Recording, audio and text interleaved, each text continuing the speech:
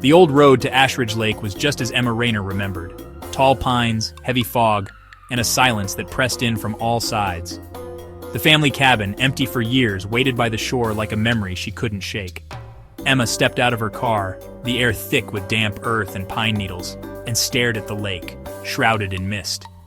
Each breath she took seemed to vanish into the fog, as if the lake itself was swallowing her presence. She was here to clean out the cabin, to face the ghosts of her past, especially the one that haunted her most, her brother Caleb, who vanished here in 2009. The faded welcome mat at the door was still there, its letters barely visible beneath years of dust and rain. The lake had always felt strange, as if it watched and waited. Wind chimes hung from the porch, barely moving, their faint clinking lost in the thick air. Inside, the cabin was smaller than she remembered, dust and faded photos everywhere.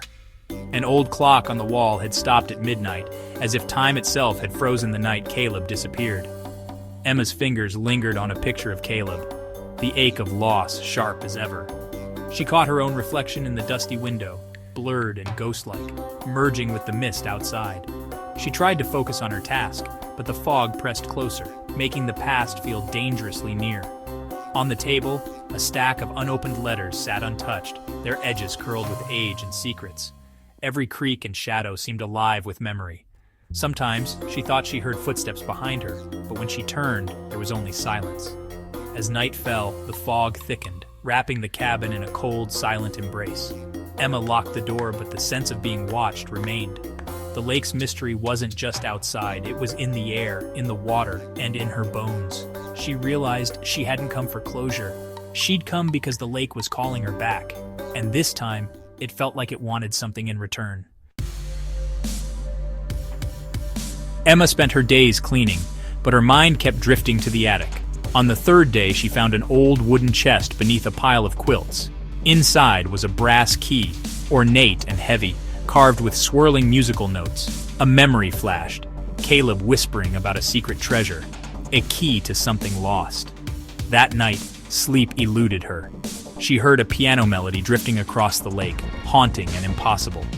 Drawn by the music, Emma ventured into the fog, flashlight in hand. The melody led her to the old boathouse. The music stopped abruptly. On the dusty window, a message appeared. "Did you bring the key?" Emma's heart pounded.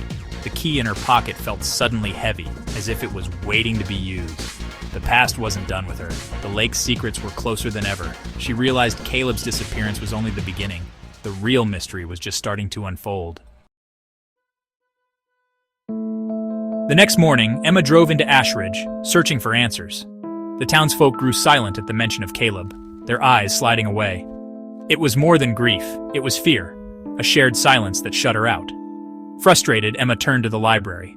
There, Mr. Hollis, the elderly librarian, listened as she described the key and the music. He didn't flinch. "The lake has many stories," he said quietly. "Your cabin, the old Mercer place, has more than most." He told her about Clara Mercer, a pianist who vanished in 1903, just like Caleb. Clara's story was buried, but not forgotten. Mr. Hollis led Emma to the archives, hinting that the answers she sought were hidden in the past. The lake, it seemed, had a memory and a pattern. Emma realized she wasn't the first to be drawn into its mystery. The key, the music, the disappearances, they were all connected. The town's silence was a warning, but Emma was determined to break it. She had to know what the lake was hiding. In the library's archive, Mr. Hollis showed Emma Clara Mercer's journal, found years after her disappearance. The pages were filled with music and frantic notes about a melody from the lake.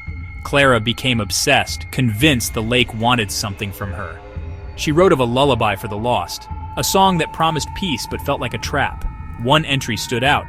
"The music demands a key, a brass key to unlock the sound." Emma's key matched Clara's drawing exactly.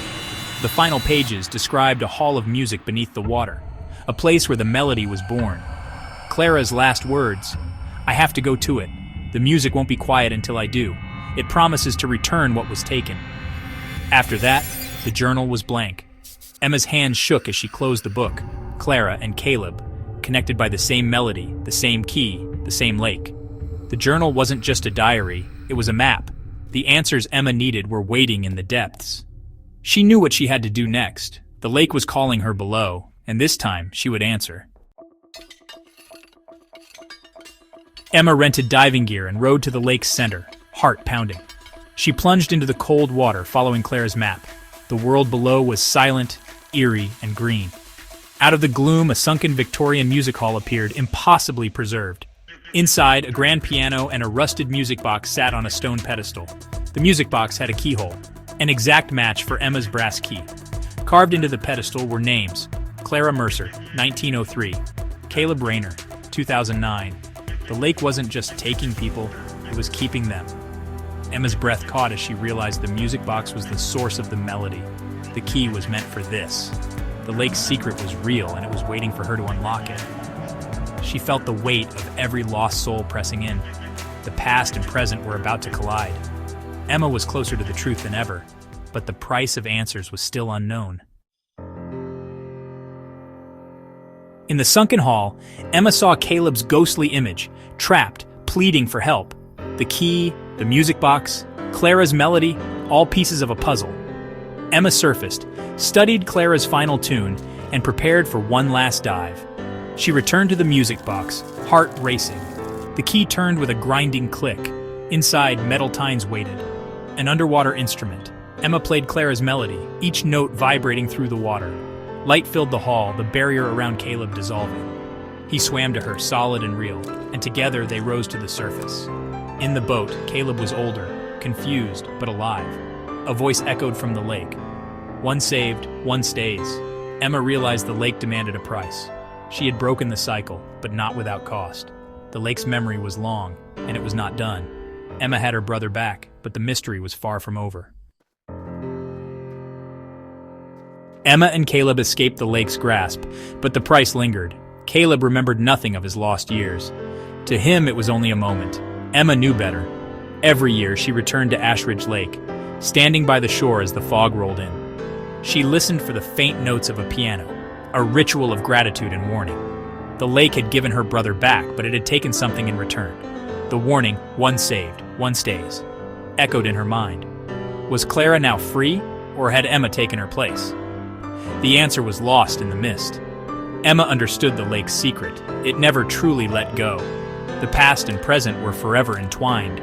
She had solved the mystery, but the story was not over. Ashridge Lake would always be waiting, and Emma would always listen, for the music, for the memories, for what the lake might want next. Some mysteries, she realized, are never meant to be fully solved.